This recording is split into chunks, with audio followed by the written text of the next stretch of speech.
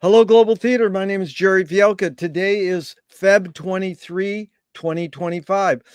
We want to thank Rob Grant and his amazing podcast. I'm probably wrong about everything. Also want to thank John Else for introducing me to today's guest, Mark Danner, for part 3. Where in the heck you calling in from, Mark? I'm in Berkeley, California on Grizzly Peak in the old historic home of Czeslaw Milosz. How cool is that? The first part was May 5th. Second part was September 22. And here we are with part 3. You're really very generous. You resonate so much with my philosophies, laughter, family, and making the world a better place. How cool is that? I mean, that is beautiful. Philosophy. It's beautiful. And, I wanted to jump into my exploration of what was the first human invention ever. And I know it doesn't matter what was the first, but it's just sort of a jumping off point where you could talk about something. People say, when I survey students, they say a tool. People even say fire. Well, we didn't invent fire, but we invented the harnessing of fire, or indigenous, how you manage fire. Right here in LA, it's like fighting fire. No, manage it. And so, I've had many things. Like, one of my favorite is the human gaze, where you're looking and you're seeing your face in your mother's eyelid, and she's nurturing you. The gaze, the idea that there's someone other than you, and it's endless.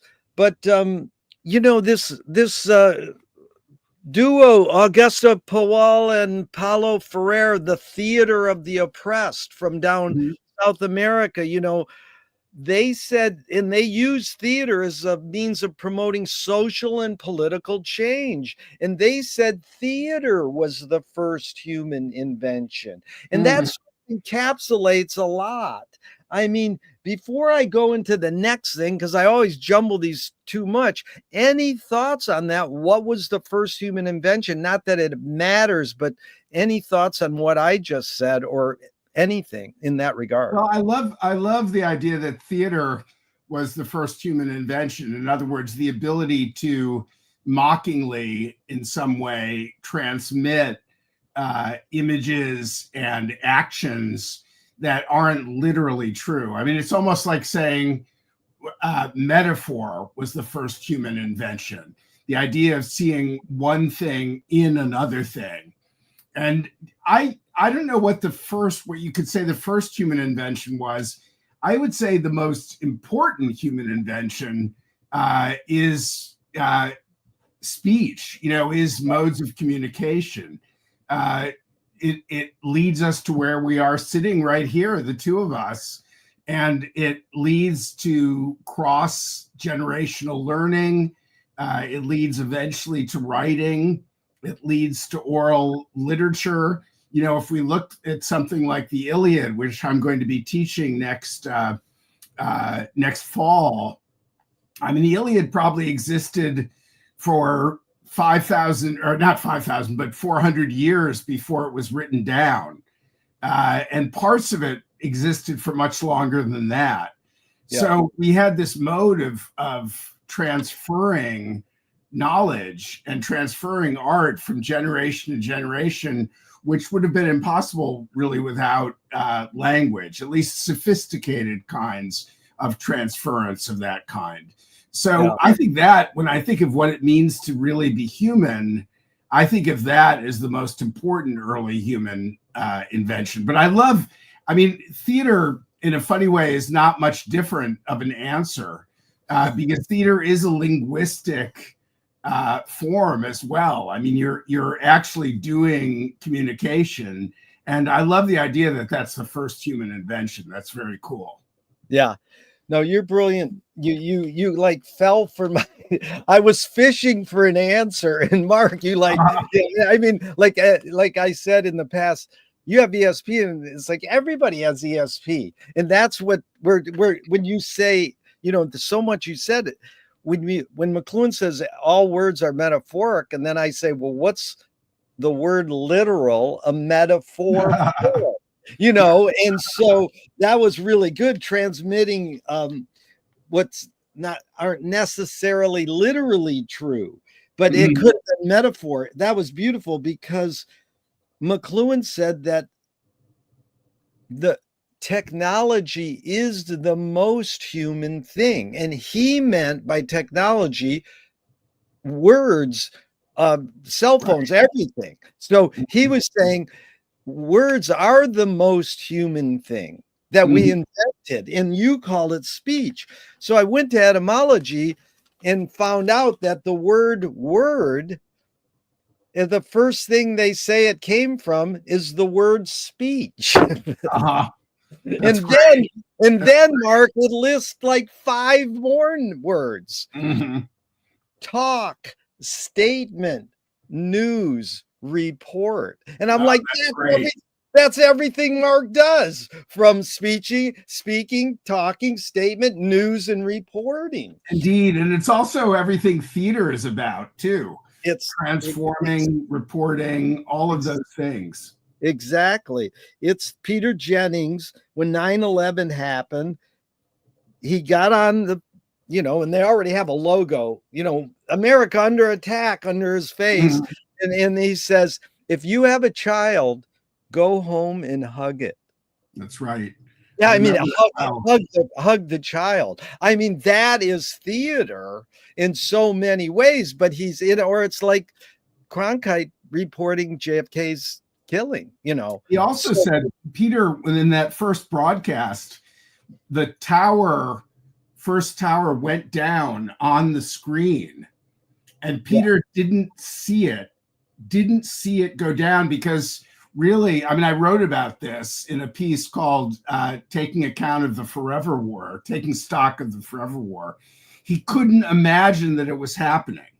Wow. So even though it was happening right in front of him, somebody else had to say, Peter, the tower has gone down, even though the viewers could see it, because it was happening in front of us. He couldn't imagine that it would happen. And because he couldn't imagine it, he couldn't see it. And that's also remarkable moment. I'll never forget it.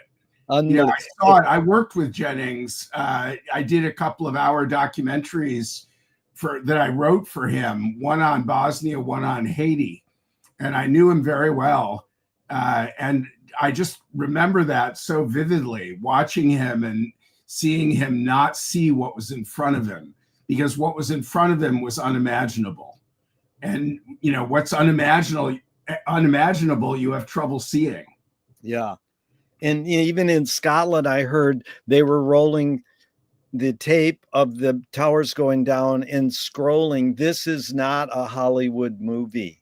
And so then we go to another statement McLuhan said is, word is the most addicting and universal drug. That's great. That's a great quotation. But it's funny in a way, and I'm glad you laughed, because me and you are using spoken word to talk about the acts of printed word, and sussing it out. So it's two different things. So when I ask people, the other day I spoke with a Finnegan's Wake reader and a high school English teacher in New York, Chris Fuller. I says, what's the best thing for a human being? My first question. He says, being loved as a child. And then I says, that's amazing. But really, it probably is crises. And I went, oh my God, because I've always thought that maybe crises is the human condition. Maybe conflict is the human condition. And I just wanted to read what the word crises is rooted in, the Greek word with a K, R-I-S-I-S, turning point, judgment, result of a trial. That's the roots of the word, but it also comes from this Latin word K-R-E-I, to sieve, discriminate and distinguish. That's so interesting. Yeah, so I'm curious. I want to go into the word conflict too, but I don't want to jumble like I do so much. Your thought on this idea that not so much the best thing for human being is crises, but is the human condition crises? I'm not sure I would say the human condition as crises. In a way, I like your interviewee's first answer about being loved as a child, which is a Exactly. rather beautiful Yeah. image. But it's interesting, the derivation of the Greek, because of course it goes along with another word, very important word, peripetia. And peripetia is a turning point in a story. It was used by Aristotle in his Poetics in talking about Greek drama. And peripetia, in a funny way, is a different representation of crisis. And it kind of shows you how crisis and turning points are things to be learned from. They're ways of taking one world and shifting that one world into another world. And they describe a change that happens that you then have to adapt to. You're always in a funny way catching up with a crisis or catching up with a peripetia. These are things that have inherent in them learning, adapting, catching up with, in effect, changing your humanity to a new humanity because the world has suddenly become different. And I think that is deeply human. No question about it. That is deeply human. The idea of adaptation, the idea of suddenly seeing a new world, recognizing it and becoming different, I think is a deeply human situation. Absolutely. Yeah. And peripetia, of course, is necessary to stories. It's the thing, when we have a story, usually stories are built on suspense, because suspense is what keeps you going in a story. And a peripetia is the turning point of a story. So it's necessary for suspense. Yeah. So in a sense, it's like the motor, it's a key part of the motor of the story. Yeah. What gives life to the story? What gives oxygen to the story? Yeah. That reminds me, I want to go into the word understand. First conflict, then understand. But before I forget this, I think Chris also told me that consciousness is compared somewhere, and it sounds like what you kind of just said, is a stowaway on the boat. The journey of life is the boat ride, and consciousness is the stowaway, and it's running the boat, but no one knows it. Well, I'm not sure it's running the boat. I mean, I have a friend who's just finished a book on consciousness, and of course, it's many things. Among other things, consciousness is our overdeveloped consciousness. The overdeveloped consciousness of human beings is a source of much of our anxiety. Yes. I was reading a book recently by John Gray about cats. Yeah. And the philosopher John Gray, and he was talking about how cats exhibit what removing your consciousness, how that can affect mental health. In other words, they act, they live, but they don't have worry about their lives. They don't in the way human beings do. And Gray says that philosophy and religion are the product of consciousness and the anxiety that consciousness brings about. And cats have no religion and no philosophy because they don't have consciousness in that way. They're not, he would describe human beings as double beings as opposed to cats, which are single beings. And by double beings, he means we have a consciousness that's always commenting, undermining, worrying about our lives. That's constantly, it's like it's constantly annotating our lives. Yeah. And cats do not have that. And thus cats are much more sane in their lives than human beings are. Yeah. So I think they're very much two sides to consciousness, and that the idea that consciousness is the stowaway on the boat, I think is a great image. But it's fascinating to think about animals. I mean, we can argue about animals, of course, but think about animals who I wouldn't say they're not conscious. I would say they don't have consciousness in the same way as a kind of critical faculty. Yeah. And a faculty that is worried about what they're doing, is questioning what they're doing, is questioning the direction of their lives, is questioning the meaning of their lives. Those are things you can't think of a cat questioning the meaning of its life. It lives, and that living is enough for it. So you can look at consciousness as the source of a great deal of anxiety that accompanies human life.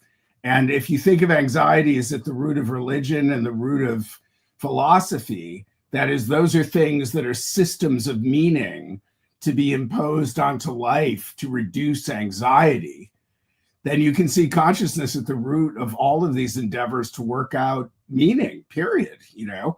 And Gray was arguing that these systems of working out meaning are the source of much trouble for human beings, that we should envy cats. Yeah. I think we do. And is John's last name Gray or E? Gray. AY. Thank you. Yeah, really very interesting English philosopher. Yeah. Well, that was really good because a New York Times TV critic 5 years ago wrote this. We ended part 2 and we were touching on cable network news, and he calls it the business model. That's the cable news business model. Conflict means urgency, and urgency means viewers glued to the channel. So it seeks out arguments and pushes buttons. It is a machine designed to generate stress and negative emotion. Trump does not exactly lack for that, as it is. His entire career philosophy has been that fighting is humankind's most productive state, that the fight or flight response is to be savored and cultivated, blah, blah, blah. It's really interesting. And I'm not saying we have to go off on DT, but it's this line that he says, fighting is humankind's most productive state. So it's sort of like Chris saying crises is the best thing for a human being. No, not necessarily. Especially saying love for the child is first, and then, well, maybe it's crises. But I'm just curious, this word conflict, is it different than crises? And what is humankind's most productive state? Is it conflict or whatever? Yeah, go ahead. Well, I think conflict is different than crises. I mean, we describe crises, a lot of things as crises that go on and on. In other words, the implication is the crisis is temporary, but we have the drug abuse crisis. We have all these things that are in effect permanent conditions. I think conflict is indeed the heart of the cable news model, no question about it. The older expression of that for the news business was, if it bleeds, it leads. If it bleeds, it leads.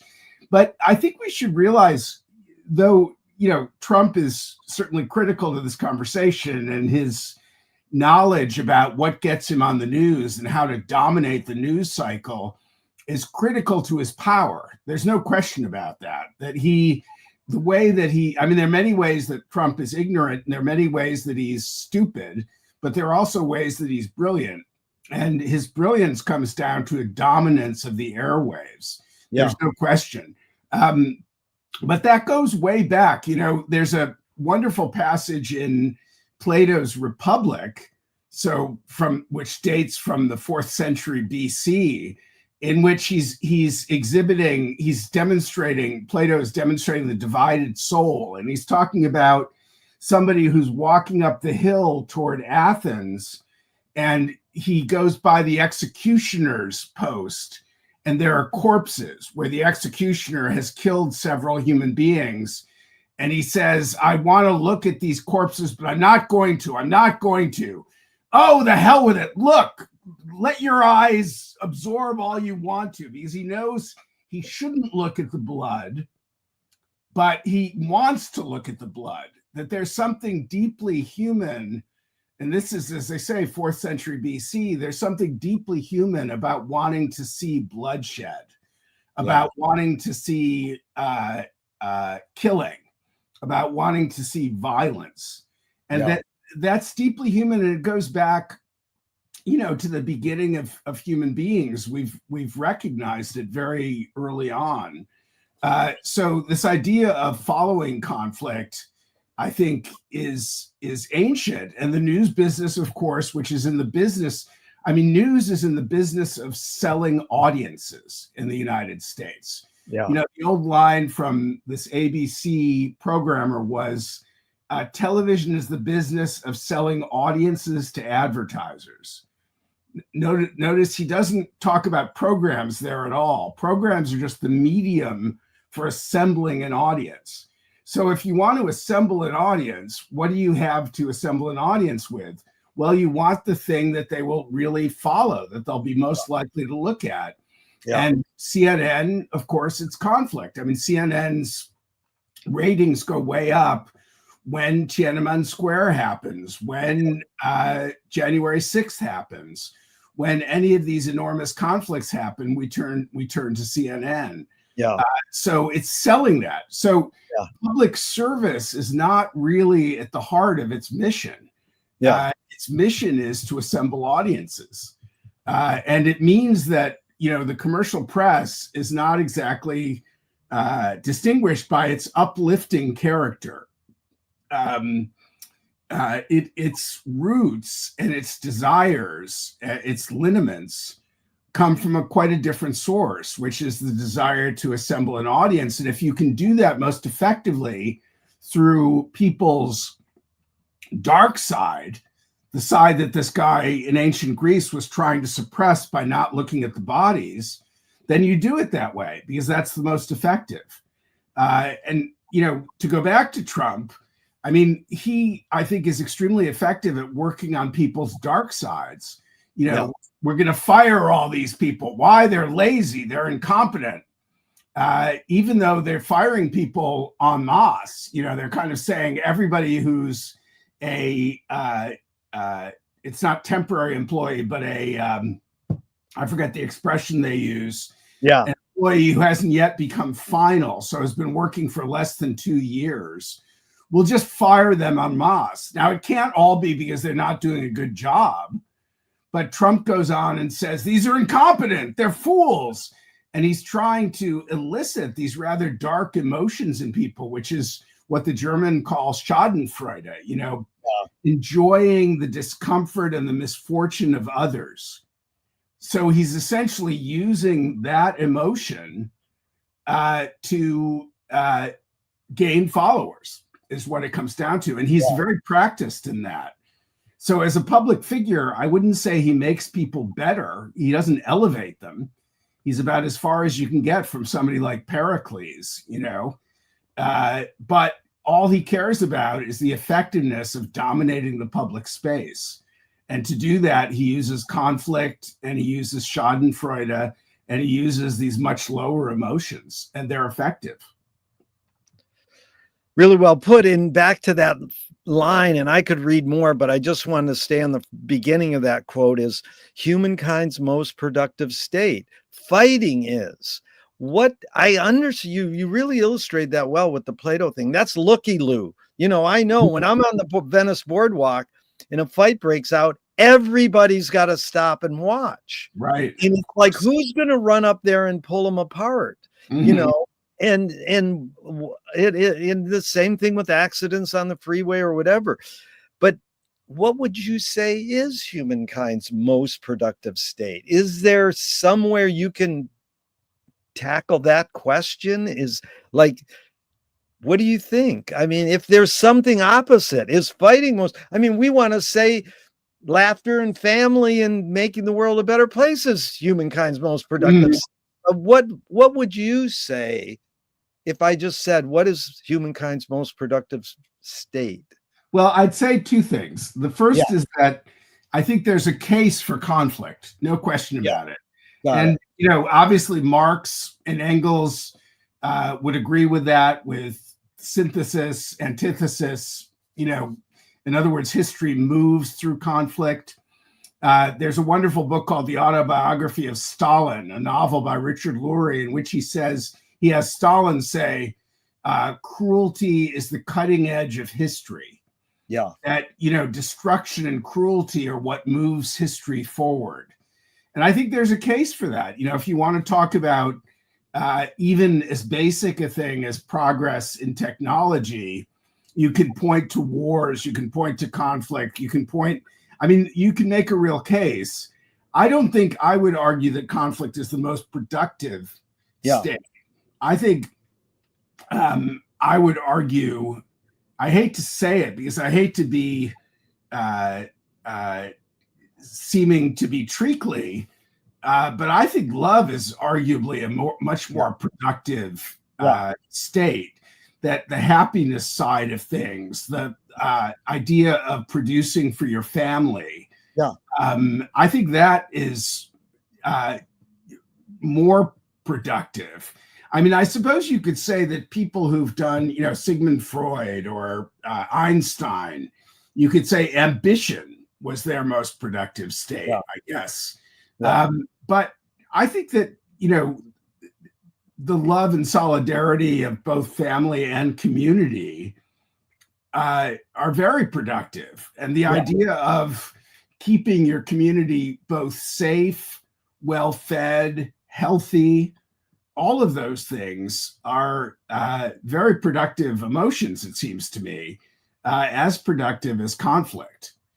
Conflict, it is true, brings rapid change. I think that's true, that, we're at the end of a century and a half of incredibly rapid change, technological change. And a lot of that has come through conflict, no question about it. The 2 world wars brought rapid technological change. They also killed 100 million people. We're at the end of a century that is the most destructive in human history. Could we call it the most productive? It depends if your idea of productivity and progress is technological. I can look back. I mentioned Plato before. I'd have trouble seeing a more accomplished philosopher than Plato, and that's 2,500 years ago. John Gray, the philosopher I mentioned, one of his pet peeves is the idea of progress. He thinks it's a myth. He thinks the notion that we make progress is entirely wrong. That in fact, it's kind of a leftover of religion, of this Christian plot line is where we get progress from. So I guess part of it, your answer about what's the most productive emotion would have to do with, well, what do you think productivity is? And what do you think progress is?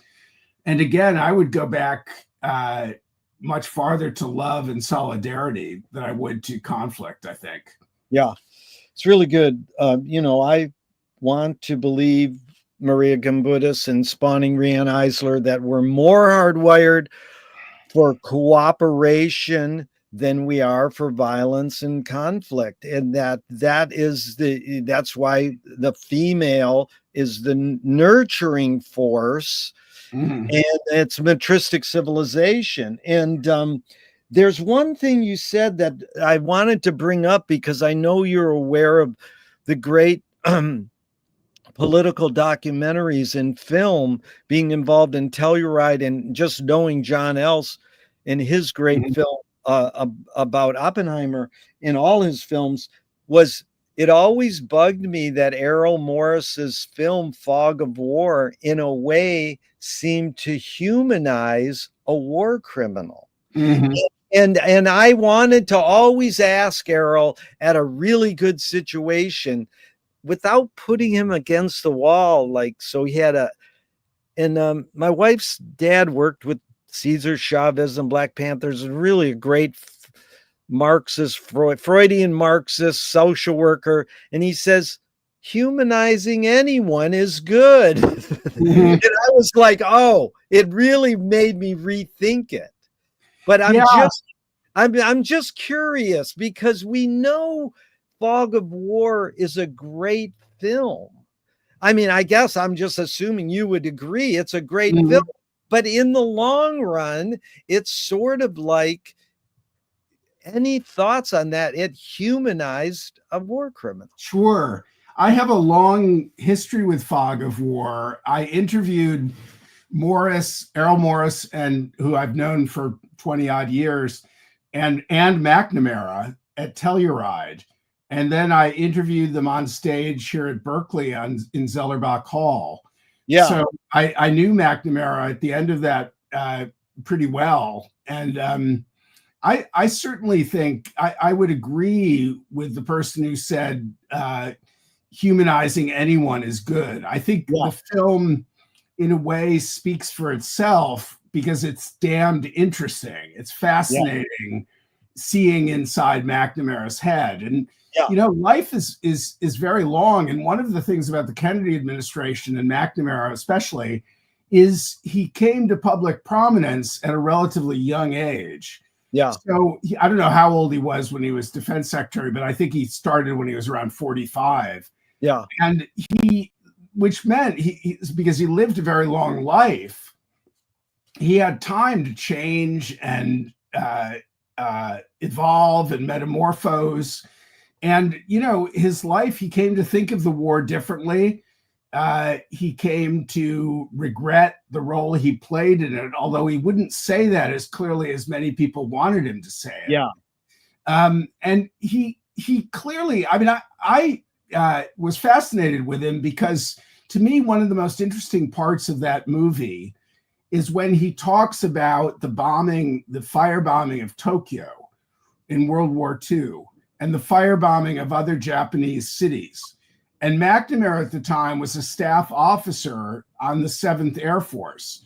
So he worked for Curtis LeMay, and he was involved in the firebombing of all these cities and the killing of all these civilians. And McNamara remarked at one point that LeMay had said to him, if we lost this war, every one of us, meaning the 7th Air Force, would have been hanged as war criminals.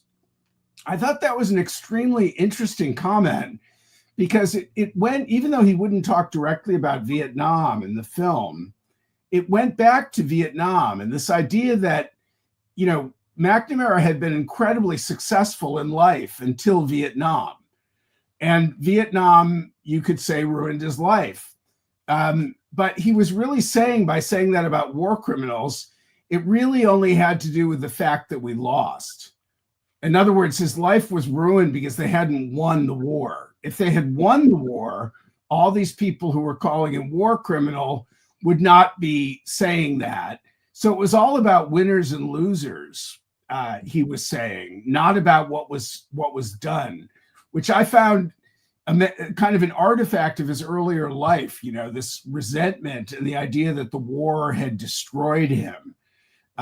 This extremely successful person, you know, the first non-Ford to be head of Ford Motor Company, the Secretary of Defense, all of these, the revolutionary teacher at Harvard Business School.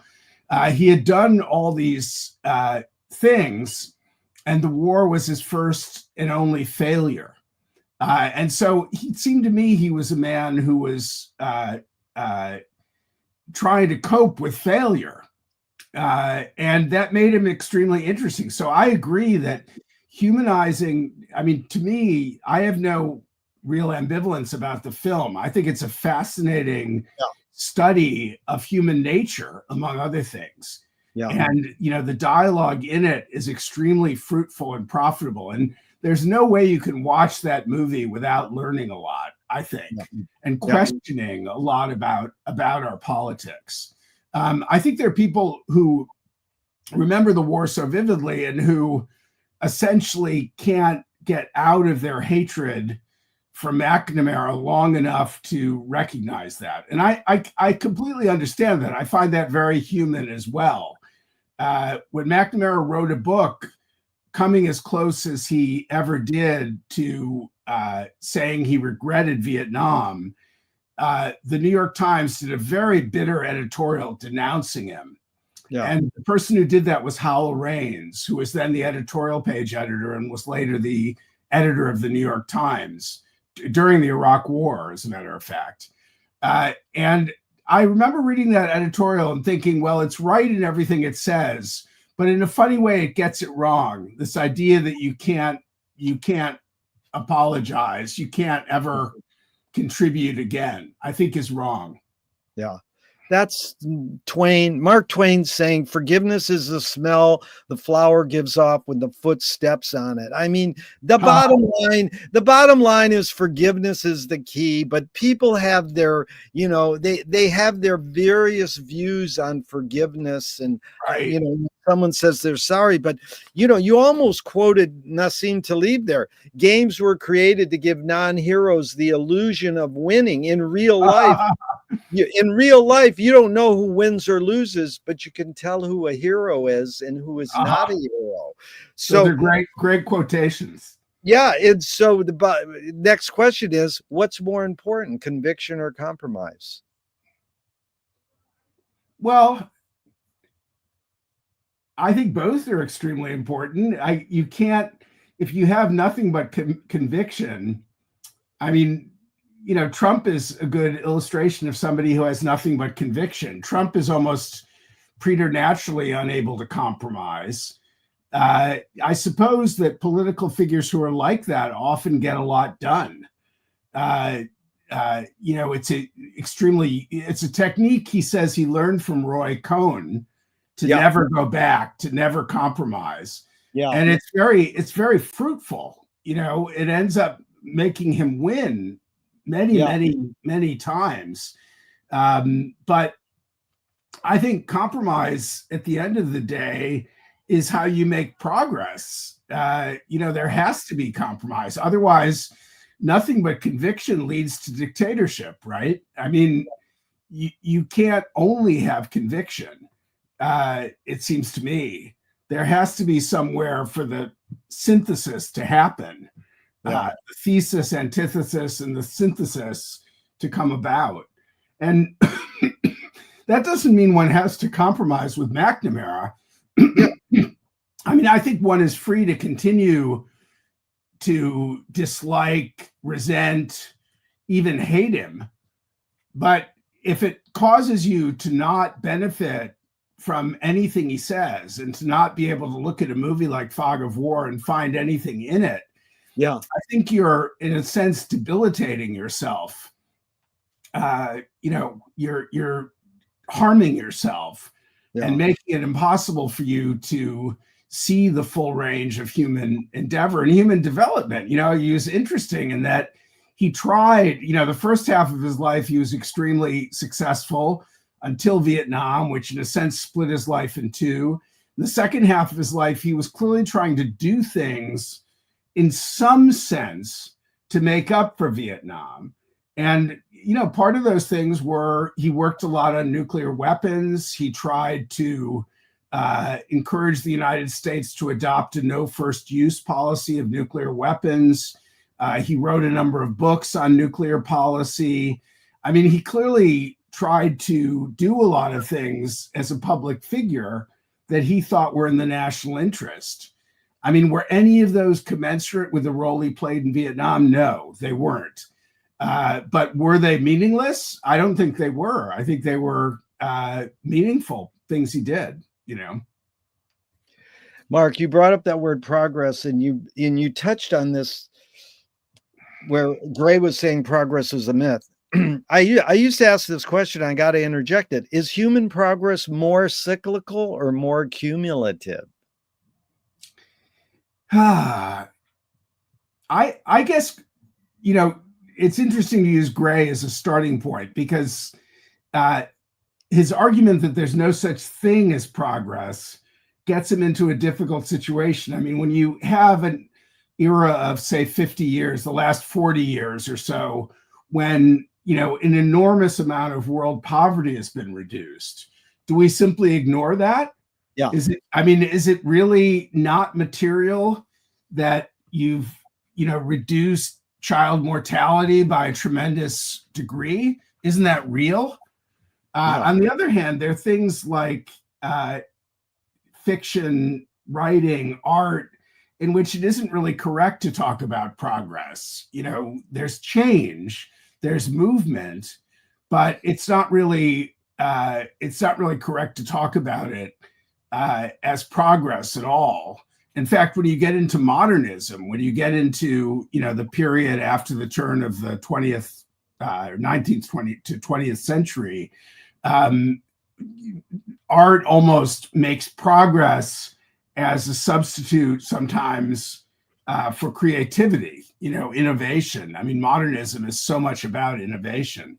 But I think it's wrong to just discard this notion that material well-being and improvements in material health don't constitute some kind of progress. I mean, Gray might say to me that, well, we may have these improvements, but look, the planet has 6.5 billion people. We're destroying the animal species on the planet systematically. We're destroying the environment systematically. We're destroying the climate systematically. Don't those things outweigh the human progress you're talking about? And that would be a good argument to have, I think. Yeah. It's like sometimes I've heard, is human progress cyclical or cumulative? It's like a spiral cone. It goes up sometimes and then it goes down sometimes. So it's doing a little bit of both.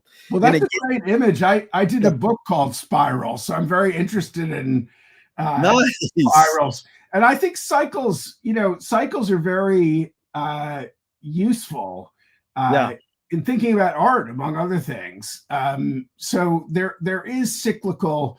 I mean, I think politics has a cyclical character, certainly. But for the last several hundred years, we've definitely had a kind of material progress that has been somewhat cumulative in some areas. I think it's hard to deny that.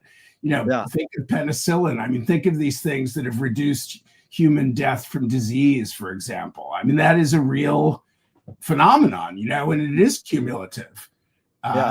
Of course, again, Gray might say, even as we've eliminated diseases, we've increased our death from other factors like, pollution and things that are a product of so-called progress. So again, we're back with the debate.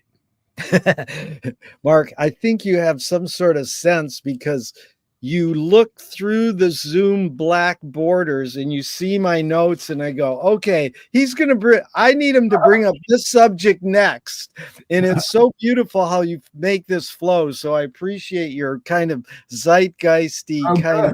And so you brought up the word art just when I was about to ask you what was the motive of the cave artist, but I wanted to set it up kind of because the last part you said when we were talking about advertising, the reign of slogans destroys individual moral thinking. And you talked about moral and aesthetic sensibility. So in adding to just the basic, what's your hunch was the motive of the cave artists, were they developing or having moral and aesthetic sensibility when art was just being born? I mean, it's hard to say. I shouldn't say it that way because art could have come before the human was even realized. You know what I'm kind of saying. Go ahead. Yeah. I think unquestionably those early artists had moral and did you say moral and aesthetic sensibility? Yeah, moral and aesthetic. Yeah. Yeah, I think they certainly had moral and aesthetic sensibility. But as so often with these things, when we answer a question, we get another one, which is what exactly is aesthetic sensibility? I mean, I think we seem to know what moral sensibility is, that it has some relation to humanity, to what we should do, to how we should live.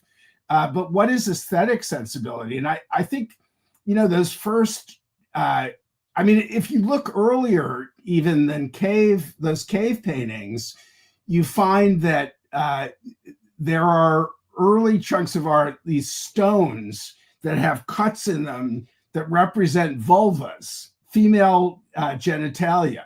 And those are extremely early art. And you think, well, why is somebody doing that? And I think it's a kind of sense of awe. Do you know what I mean? Yeah. Of worship, of this notion that from this place not only comes pleasure, but human beings, that these create, from this vulva, you get the creation of human beings, and think how miraculous that is. Amazing. I mean, of course, you can't know that. Yeah. But I also think, when you look at the cave paintings, for example, the ones that are depicted so well in Werner Herzog's movie, there is a sense of adulation of the animals, of worship of the animals, worship of their beauty. And you see that these, the painter in that cave, or painters, were extremely talented in our modern sense of talented. These are not stick drawings. These are sophisticated pictures, but they have to do, it seems to me, with awe, admiration, reverence, qualities that we tend to think of as religious. And of course, religious sensibility, moral sensibility, those are very closely defined things. So I've always thought there's something, religious that we have to think of when we're talking about aesthetic sense. Certainly when you're walking through a museum and you hit that single painting, which makes you stand there and stand there and stand there, you can't leave it. You're experiencing something akin to reverence, it seems to me. So I think that needs to be included under aesthetic sense, I think. Yeah. I read this line today, Ben Holden: crying and poetry are articulations of the inexpressible. Yeah, that's great. And it's sort of like, I love that. And do we know? I mean, the great thing is if we had the cave artists in front of us and go, why did you do this? They might not even be able to put into the words, Probably even if they spoke our language, or some artists don't always know. Does Francis Bacon know why he, spawned David Lynch? I mean, I think he's right. I think it was Laurie Anderson who said writing about music is like dancing about architecture. Yeah. And I think that's really true, that to ask an artist to say what they said in a work of art using language, in a sense, defeats the purpose, And it's a fascinating experience. I have a friend who did a book on hallucinogenics. And one of the interesting things about hallucinogenic drugs is the difficulty in expressing what they're like, what's happened, what a trip is like. And, this goes back a long time. I mean, William James wrote about this in Varieties of Religious Experience when he was doing Ether. And, you have to conclude in the difficulty in expressing those experiences that the problem is the shortcomings of language, that we tend to think language can express everything. And of course it can't. It's a very, there are a very limited number of words for certain experiences. Language is very approximate. It's like Sidney Lumet said, films can't do diddly squat, but it ain't going to keep me from trying. We're going to keep trying with the spoken word and printed word. And, what a great director. Yeah. And what Robert Frost, they said, could you explain this poem? He says, you mean you want me to say it worse? But in your accomplishments, how do you rate these three elements: luck, skill, and ambition? What played the biggest role, second and third?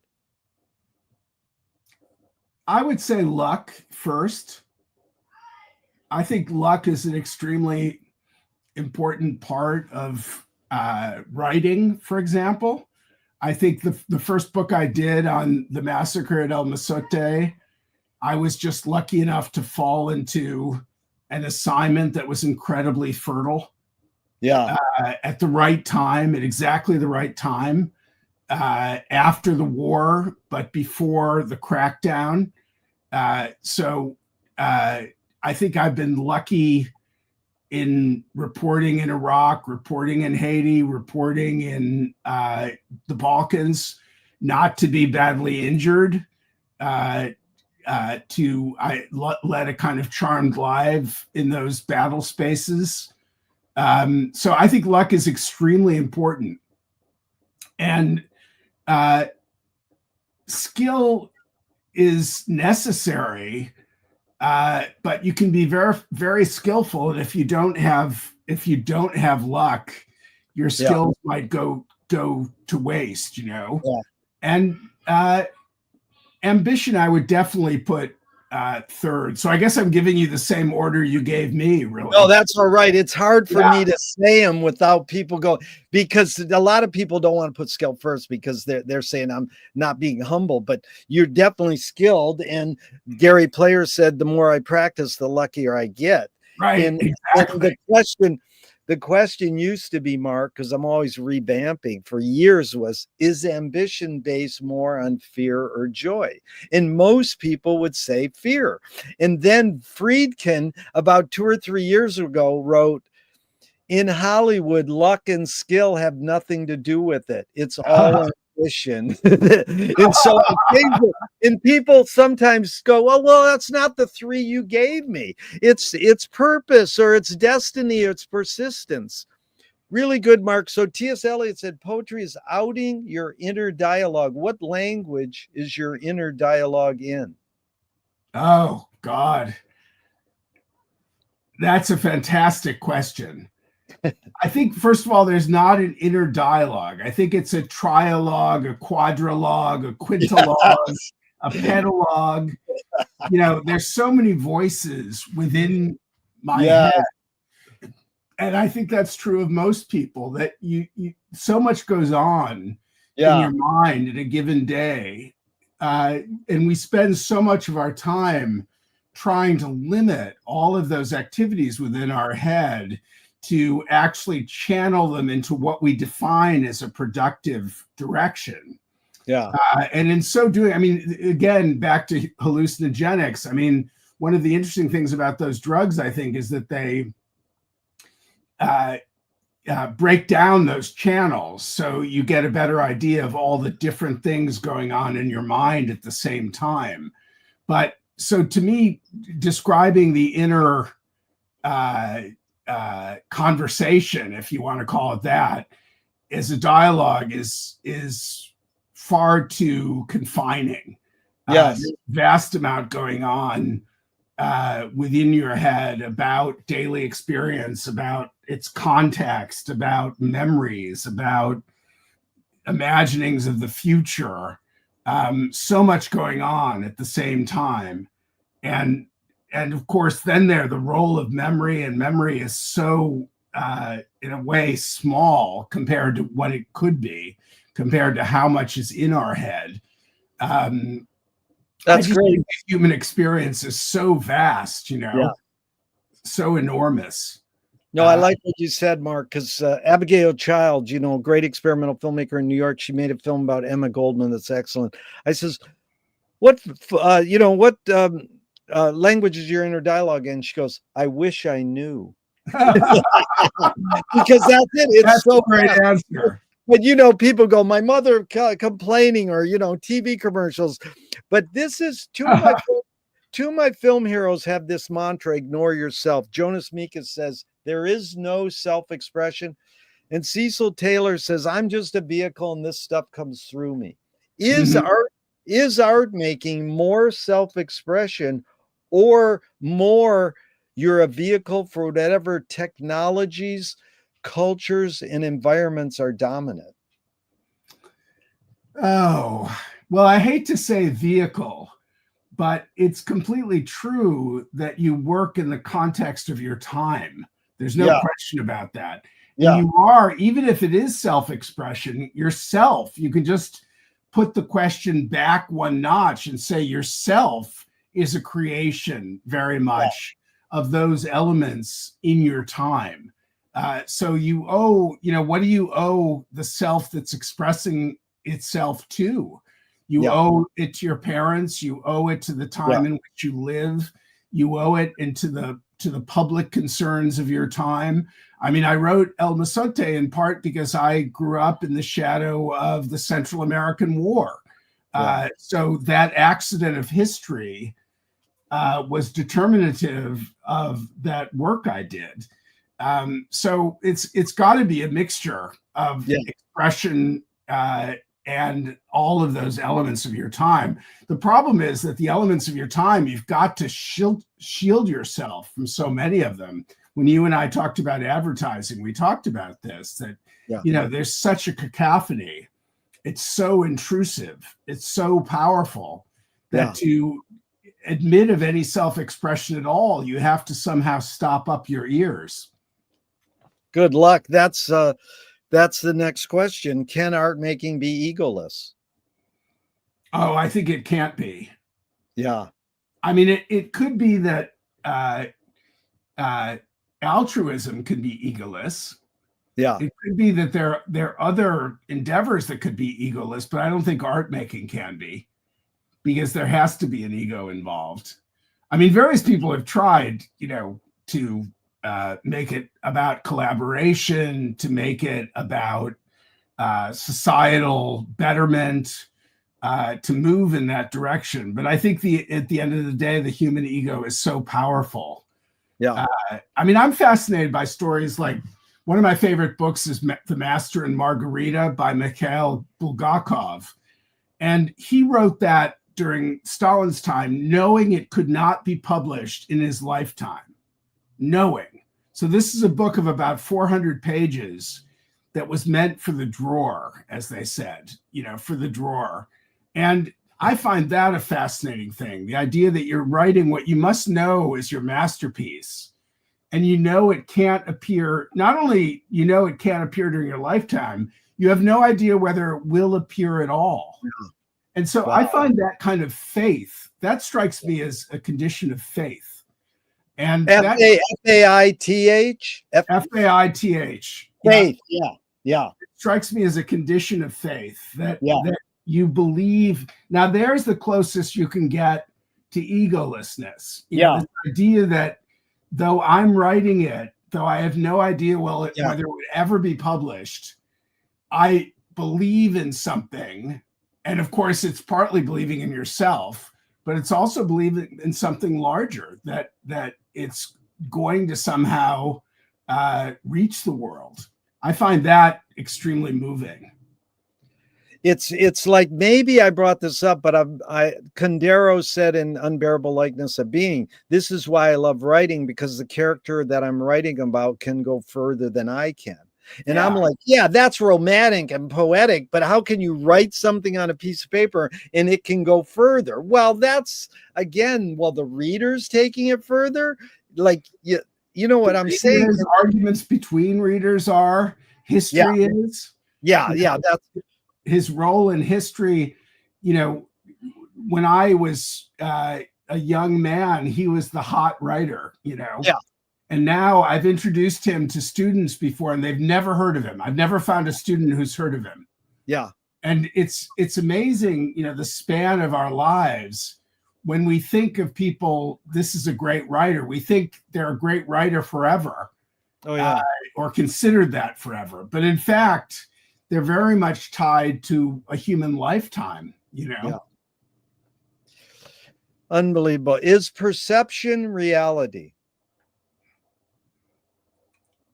I want to say yes, simply because I want to be anti-Platonic. I mean, Plato, who seems to be a regular visitor in this conversation, believed that perception showed us a world that was a pale shadow of reality. Yeah. That only by contemplating what is eternal, the forms, could we come into real contact with reality. Yeah. And I don't believe that to be the case. You know, I think reality is as we live it every day.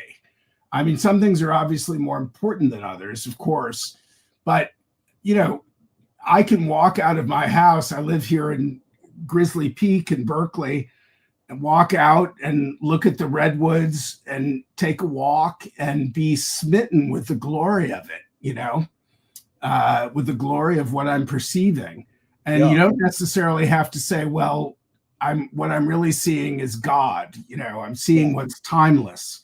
I think you don't need to. I think, our perceptions fill us with so much glory that I don't think we need to posit a separate reality. And here I'm channeling John Gray again.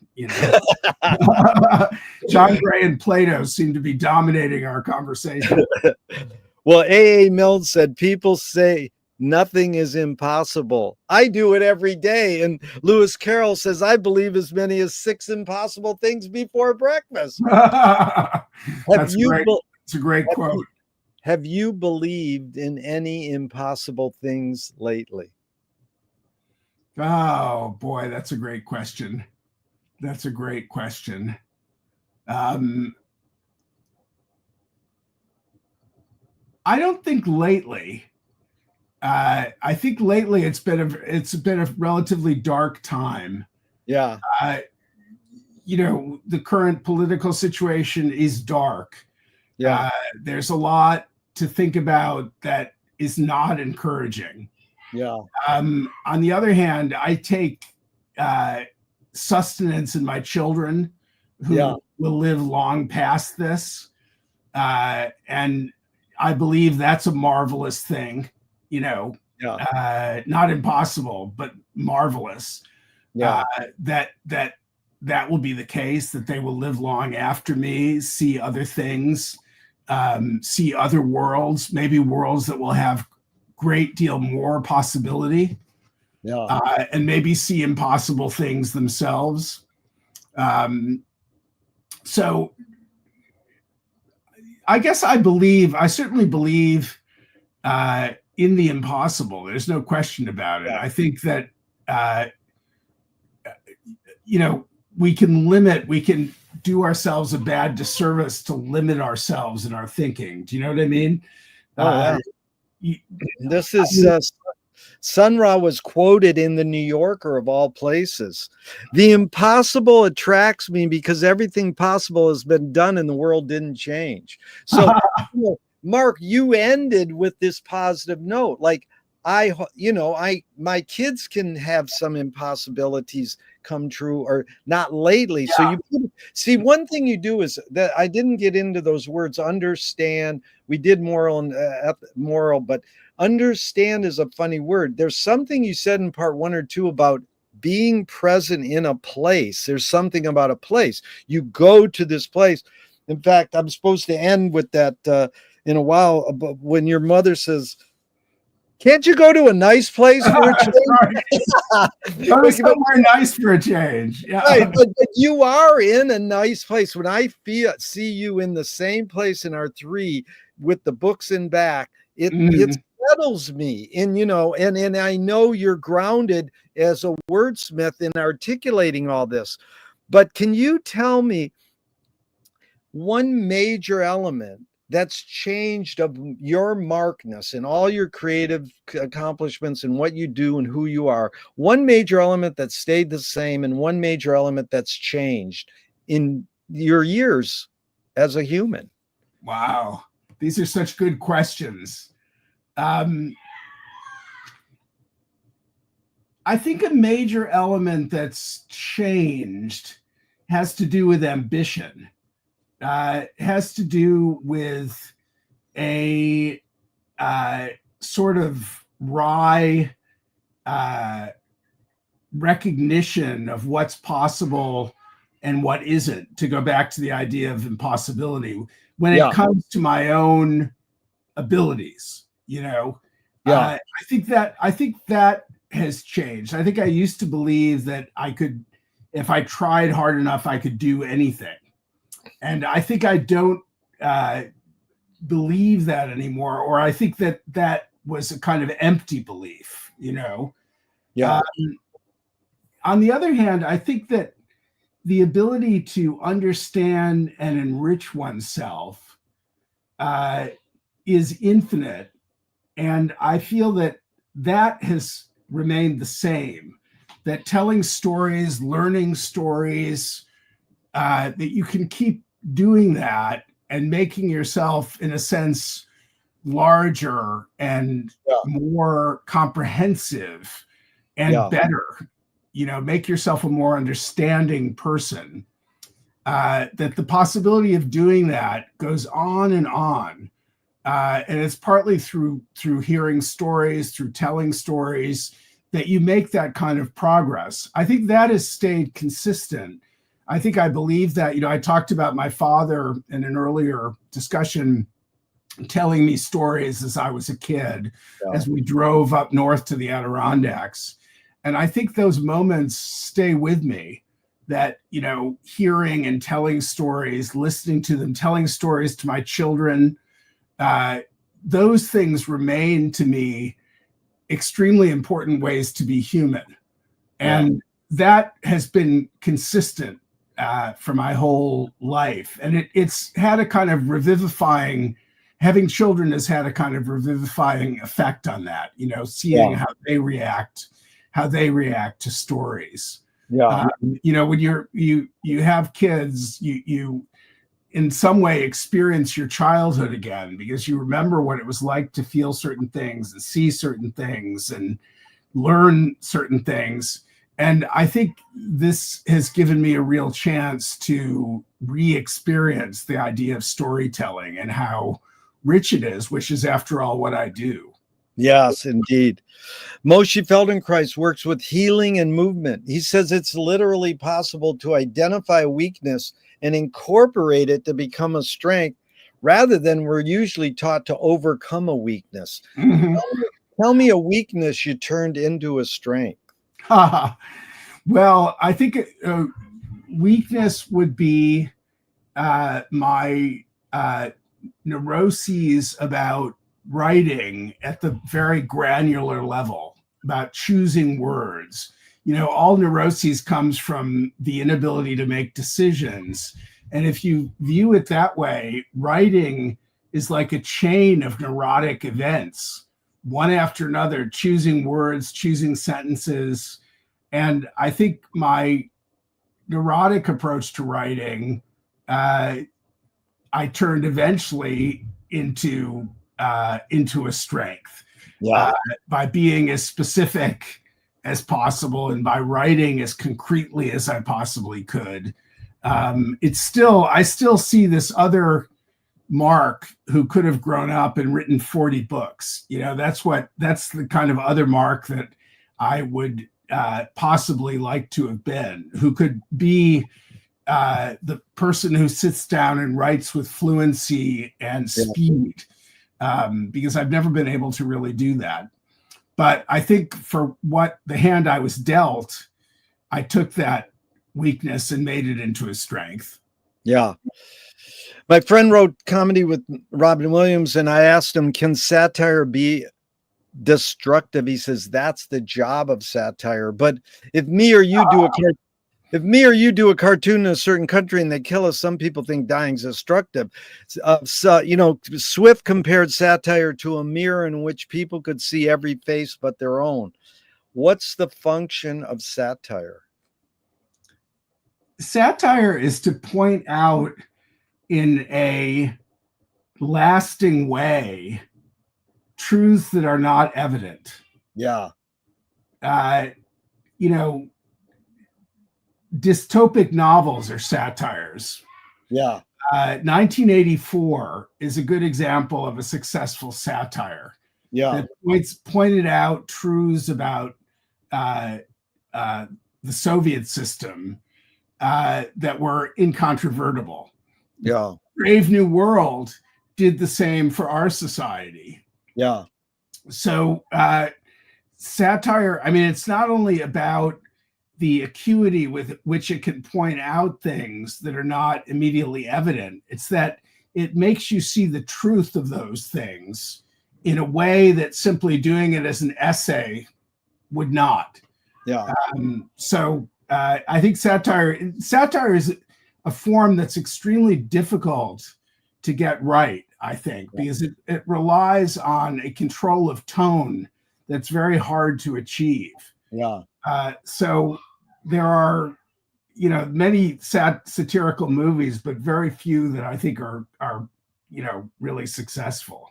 Yeah, I'll guess one that you think might be successful. That Peter Sellers, what is it, by Hal Ashby, Being There. Being There, absolutely. I think that's very successful, as the book was. Yeah. The book, Oh yeah, yeah. I was a huge Jerzy Kosinski. Jerzy Kosinski was one of the first serious writers who I followed when I was maybe 12 or 13. Nice. And I read Being There when I was very young. Yeah. And thought it was just a great, wonderful book. The movie, I wouldn't pick Being There as his best book, but the movie is definitely achieves a kind of greatness that the book doesn't in a funny way. Yeah. It's one of the few movies that I think is arguably better than the original book. Yeah, that's McLuhan and Hitchcock's favorite joke. Two goats are eating 35 millimeter film coming out of a film can, and one goat turns to the other and goes, "The book was better." That's great. So what's the function of laughter? And I'll set it up. Gurdjieff says laughter is the reconciliation of yes and no. And Marshall loved to quote Steve Allen, behind every joke there's a grievance. What's the function of laughter? I think laughter is to express our delight with the incoherence of the universe. Yeah. Which is oftentimes that incoherence, the coincidences, the strange juxtapositions. That's what we reserve our laughter for. Yeah. So it's a delight and a commentary at the same time, I would say. Yeah. What's the most significant difference between men and women, physical aside? Oh, women are pragmatically smarter than men. Yeah. They think in very pragmatic terms about the relationship between human beings. I think they're much more clever about that than men are, about the dynamics in a social situation, for example. And they have a much more settled relationship between their ambition and their humanity. Yeah. It's much, I think ambition very often overcomes humanity. And I think that's less, it can certainly happen with women, but I think it's less, as a rule, it's less frequent. What caused matriarchy? I think the power of birth and the daunting power of women to have children. Yeah. And their dominance of the domestic space. I'm almost surprised we don't have a matriarchy now, Yeah. We need something. We need it. We need it fast. This is Truman Leo Danner. I am having a heated gamer moment right now. Truman, I've been waiting for you. You crashed both the other two, and now part 3. We've been waiting. Yeah, want to know why I've and I just told you why I didn't crash it earlier. Okay. Having a gamer moment. I'm having a heated gamer moment. So basically, I'm playing the story mode in this game I got, and this one fight is screwing me up. So bad. Dad. Okay, well, keep watching. Dad, you can. Yeah. I had to fight 2 fights against this guy with 2 different characters. The other character, with the first character I tried, I actually had a chance and completed the battle in just at the second try. All right. But this. Well, say bye to Jerry, and I'll come join you in a minute. All right. See ya. Okay, so we got a few more and we're out of here, Mark. Thank you. Okay. I was hoping that would happen. There's a line that goes, "You create what you resist." Bob Goldthwait morphed it into "You are what you hate." James Joyce said, "It's a curious thing how your mind is super saturated with the religion in which you say you disbelieve." Want to see the dude I'm fighting? Oh my God. The guy who looks like an orca. Oh my God. That is wild. Okay. Good And luck. I hate this dude so much because he's broken as I was about to say the S word. All right. That's how much rage I am going through. Rage. Well, that's the question. And Louis Buñuel said, "Thank God I'm an atheist." What is your thought on that, Mark? You create what you resist. I'm not saying you, but one creates what one resists. Well, I think it's a wonderful line. In effect, what you resist is what makes you human, right? It's what, I mean, you resist to keep your own outline, to keep your own separation from the rest of the world is what you're resisting. Yeah. And so you're creating what's outside you. I mean, I think it's a powerful observation about artistic creativity. Yeah. I'm playing. How do you, Okay, you got to give us a minute. how do you find peace of mind? I walk the dog. Good start. Yeah. Walk the dog. I read Truman some stories. Oh, actually, I'm doing very good this round. I mean, I Okay, think but then there's the I like one of to. the two movies. Hey, enough. If you have to talk, you have to not sit in here, okay? Okay.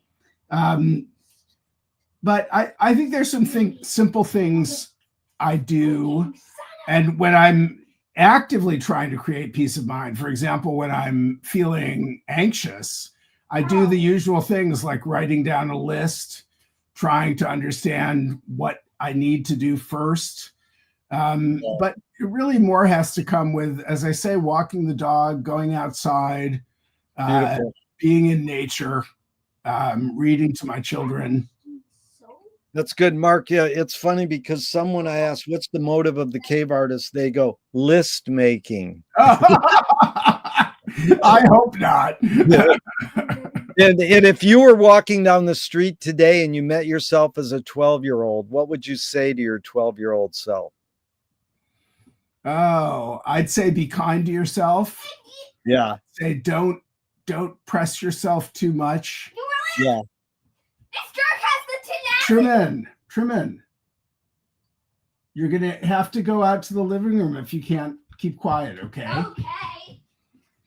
I would say be kind to yourself. I like that. These are five quick Alan Watts questions off the top of your head in just a couple words. 1, who started it all? The Great Mother. 2, are we going to make it? Yes. 3, where do we put it? We have to keep it and pass it on to the next person. Very good. 4, who's cleaning it up? We all clean it up every day. Woo! 5, is it serious? Yes, but it's funny too. Nice. If a publisher was going to release your autobiography off the top of your head, what title?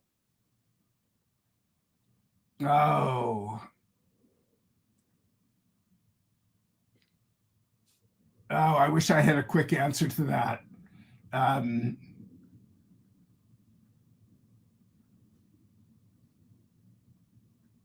Living Fully. Very good. They want to scent the glue in the binding. What smell? Pine. If a statue was built in your honor, where would you want it displayed and what would it be made of?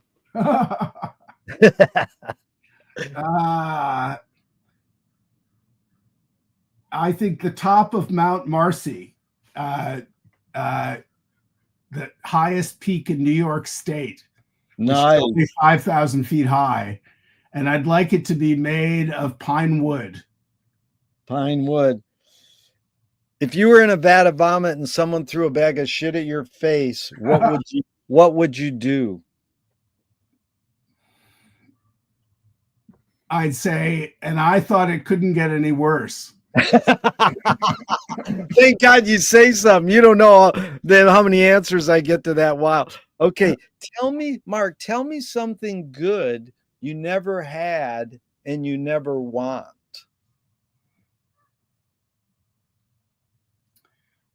Never had and never want.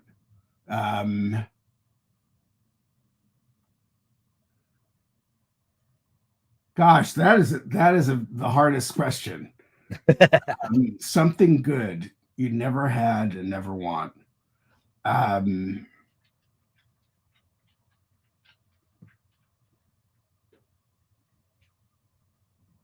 think it kind of traditional religion, I think, is good, but I've never had it, never wanted it. That's a great answer. You know, it's a funny question, and the three answers I get the most are fame, money, and heroin.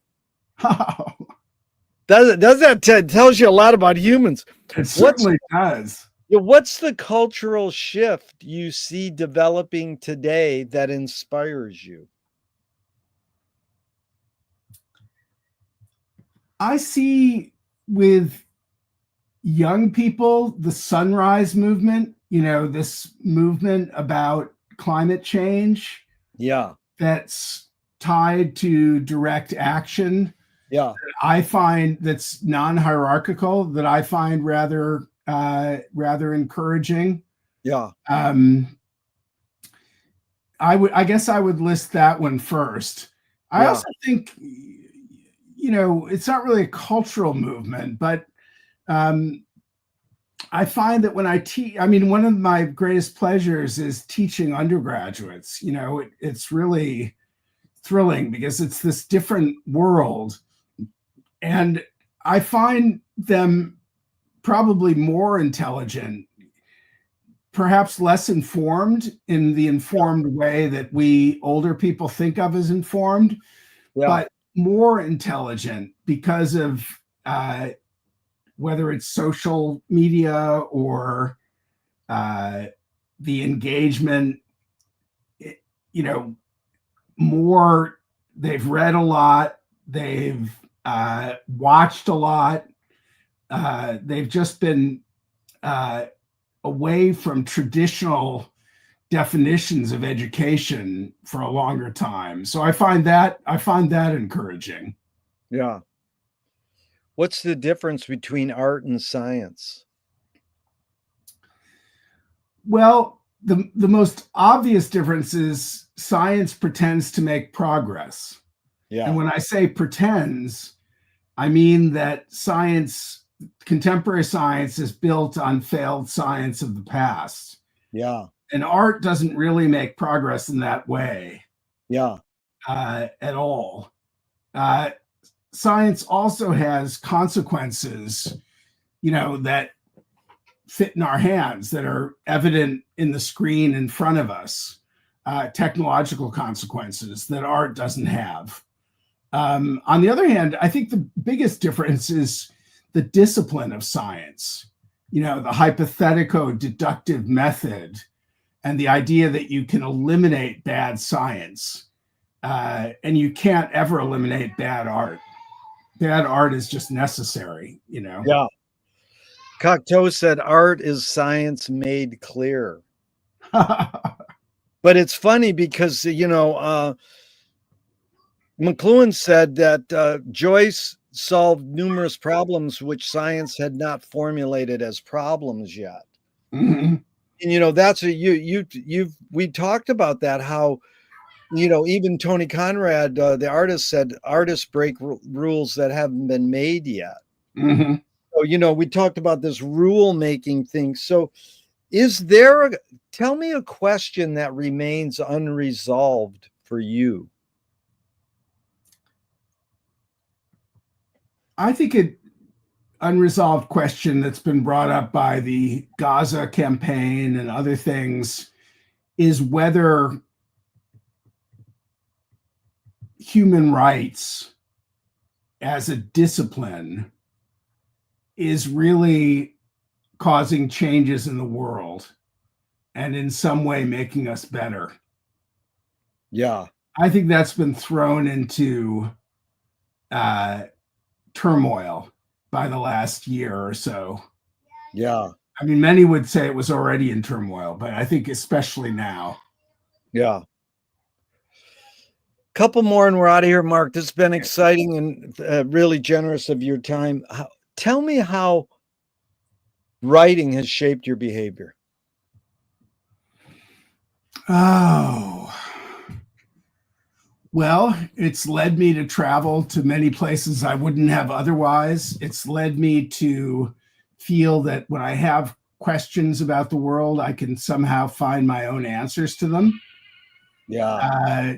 That question I just raised about human rights is a good example of something that I can write about and try to resolve, that I am writing about and trying to resolve. Yeah. So it has led me to think that one needn't simply stand on the sidelines bewildered, but one can get into the arena and figure out what the answers to those questions are. Yeah, that's Einstein. He said the most beautiful thing we can experience is the mysterious. It's the source of all true art and science. It's that the mysterious is we don't know. I mean, that's one thing you've stressed, and I appreciate, is not knowing or unlearning is important. And for someone as smart as you to say that to me, it's like, I think I'm okay not knowing. But we're lucky that there's some people who can articulate it better. And it's even when I read things I can't understand, it makes me want to try harder to try. Can I understand something of it? Yeah, I agree. I mean, you learn the most interesting things when you're at the edge of your understanding, I think. Yeah. This is Thornton Wilder in 1928. Art is confession. Art is the secret told. But art is not only the desire to tell one's secret, it's the desire to tell it and hide it at the same time. You've laid your cards on the table for 3 sessions. I'm not insinuating you haven't already answered this. What's it really all about for you? It's about telling stories. Yeah. From which you hope people will learn. Yeah. It's about shaping the white noise of experience into some kind of coherent narrative. Yeah. That's at least coherent to you and that you hope will be coherent to everyone else. Yeah. And it's about doing it while living a life that feels rewarding, while living a life that feels happy, with that endeavor of telling stories, contributing to that happy life. Yeah. Yeah, it's like the understanding word is so important again. I read one by Feynman today. What I cannot create, I do not understand. So it's sort of like you manifest.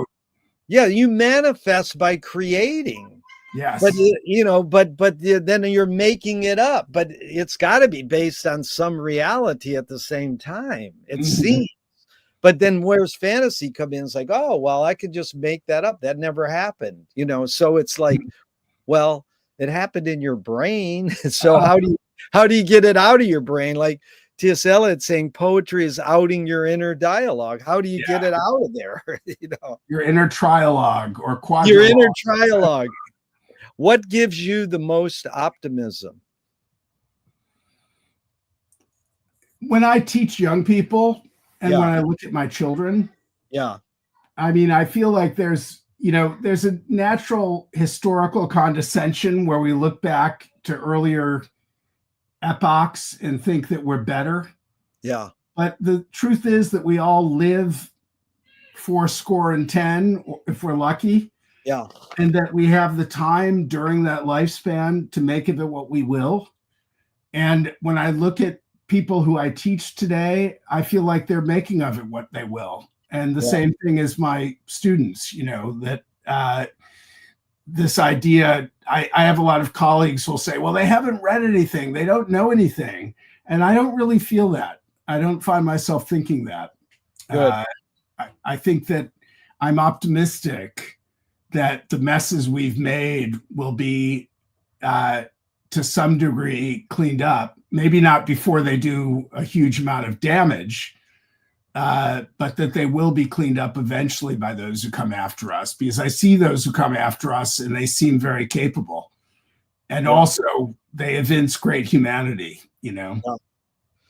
It's funny because that's the answer I get the most. What gives you the most optimism? Most people say youth, younger people. And that's optimistic because the first question I asked you in our first session was, what is the best thing for a human being? And Wilhelm Reich said the best thing for a human being is another human being. In the last question I asked, what gives you the most optimism, is what they asked Groucho Marx at the end of his life. And he said, other people. Mm-hmm. So it's sure been fun spending this time with another person, especially because it was you, Mark. Thank you so much for your time and energy and all. Really amazing. And I hope someday we can meet and do another salon with John and carry the discussion on. I'd love to do that. Yeah, onward and upward. Thank you, Jerry. It's been a real pleasure. Thank you. Even though I'm going to hit the end broadcast button again, I say, I hope this never ends and we can keep talking forever and ever. Thank you so much, Mark. Your lips to God's ear, as my mother would say. Oh, I love it. Your mom is a great lady. All right. Bye-bye. Bye. Thanks.